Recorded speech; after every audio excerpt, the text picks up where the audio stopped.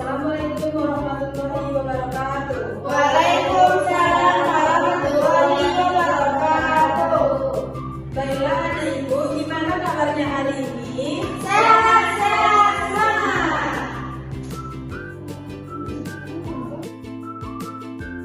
Baiklah, sebelum memulai pembelajaran kita berdoa terlebih dahulu. Kepada kedua kelas silakan disiapkan.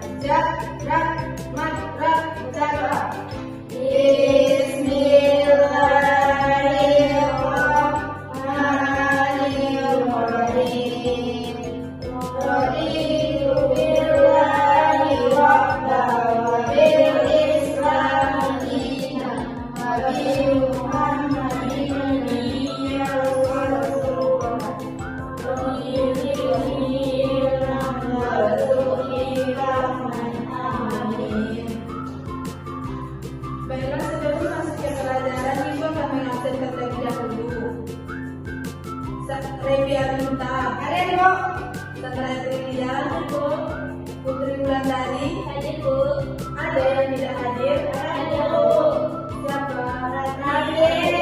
Kenapa tidak hadir? Sakit Bu. Semoga adik Ibu Rati teman kalian cepat sembuh ya. Iya Bu, amin.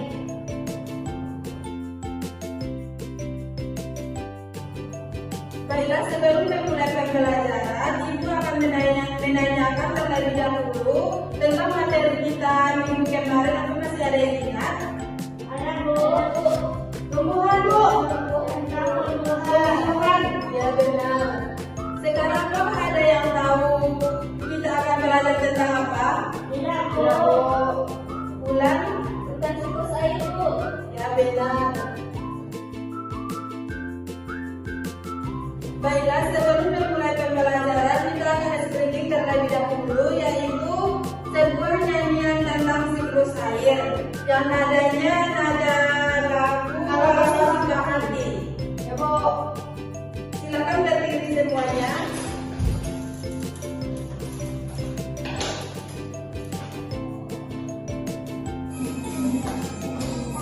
Tidak pernah habis. Ada selalu kawan. Karena air ada siklusnya. Seperti apa prosesnya.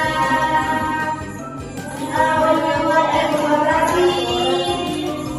Awal membuat aspirasi. Kemudian lewat itulah kondensasi. Menjadi representasi. Bertanda integrasi. Kenapa tidak pernah hadir? Tak selalu kita gunakan. Itu sudah karena air ada siklusnya. Seperti apa prosesnya? Awal membuat demokrasi. Bawahnya membuat aspirasi. Menjadi awal itulah kondensasi. Berbentuk representasi. Bertanda integrasi.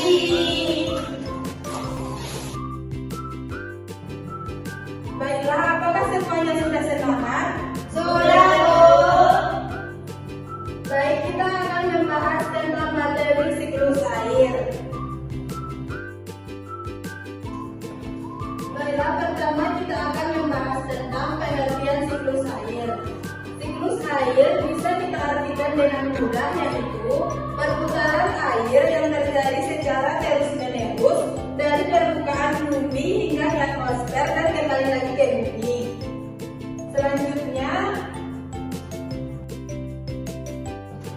Selanjutnya yaitu proses dari siklus air. Ada 4 proses dari siklus air, yaitu pertama evaporasi, kondensasi, presipitasi, infiltrasi. Baiklah, di sini Ibu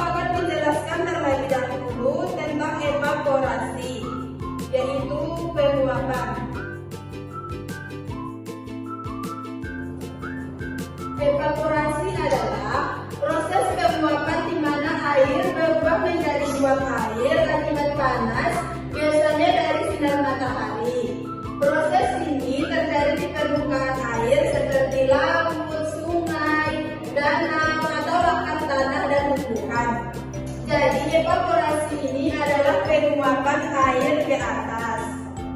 Yang faktor-faktornya yaitu suhu udara, permukaan air, kelembapan udara.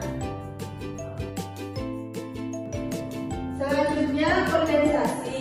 Kondensasi ini di mana proses uap air di udara mendingin dan berubah menjadi tetesan air kecil ketika suhu udara turun. Biasanya membentuk awan, kabut, atau embun.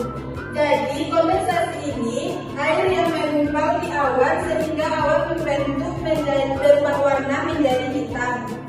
Yang faktor-faktornya yaitu suhu udara, tekanan udara, kelembapan udara, partikel udara, dan pergerakan udara.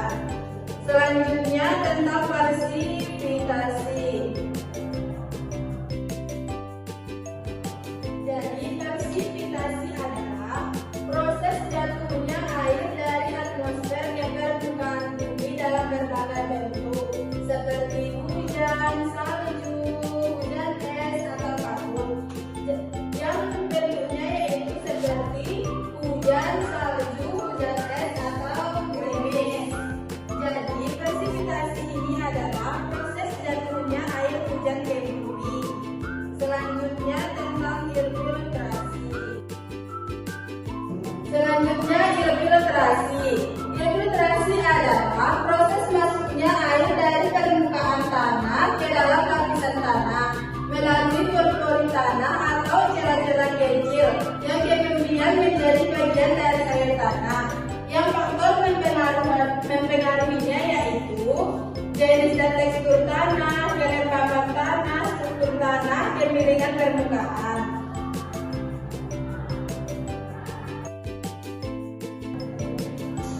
Baiklah, apakah anak-anak ibu semua sudah mengerti tentang materi siklus air kita? Sudah. Coba sebutkan apa saja yang proses utama dalam siklus air. Yang pertama, evaporasi. Yang kedua, Kondensasi. yang ketiga, Presipitasi. yang keempat, Infiltrasi.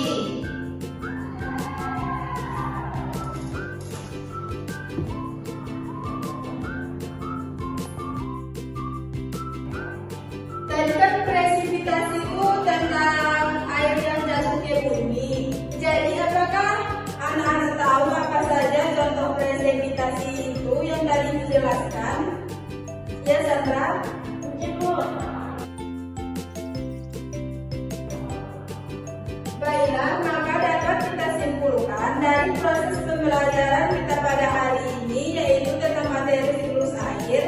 Siklus air adalah proses perputaran air yang terjadi secara terus-menerus dari atmosfer hingga kembali ke permukaan bumi.